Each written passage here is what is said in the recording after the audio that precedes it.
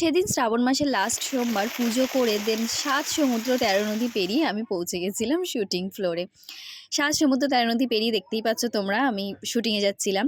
টানা 2 ঘন্টার বৃষ্টিতে এরকম বন্যা হয়ে গেছে। আর এদিকে এই সুইগি ডেলিভারি দাদাটা আমাকে বলল একটু ভিডিওতে বলে দিতে ওনার যে উনি যেদিকটায় যাবে মানে সেটা একটাই রাস্তা যাওয়ার, বাট সেটা পুরো জলে ভর্তি যাওয়ার জায়গা নেই। তো আমি সেটা বলে দিলাম। আর দেখো চারিদিকে প্রচণ্ড জল ছিল। দেন আমি এই যে দমদমে চলে এসেছি মেট্রোতে। আর মেট্রোতে উঠে গাইজ আমার এত ঠান্ডা লাগছিল, কারণ আমি পুরো ভিজে গিয়েছিলাম। আর এদিকে দেখো কাণ্ড, কুদঘাটে নেমে আমি দেখছি পুরো খটখটে রোদ, একটা ছিটে ফোঁটাও বৃষ্টি হয়নি নাকি। তারপরে এই যে পৌঁছে গেছি, আমি রেডি হয়ে সেদিন আমি সাবু খেয়ে নিয়েছিলাম। তারপরে দেখো ফ্লোরে চলে এসেছি। সেদিন এই যে কিঞ্জলের সিনটা হচ্ছিলো, কিঞ্জলকে বাড়িতে নিয়ে এসেছিলো।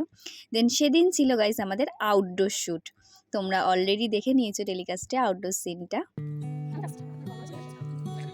তো আজকের এই ছোট্ট ব্লগটা এই পর্যন্তই। দেখা হবে একটা নতুন ভিডিওতে। টাটা।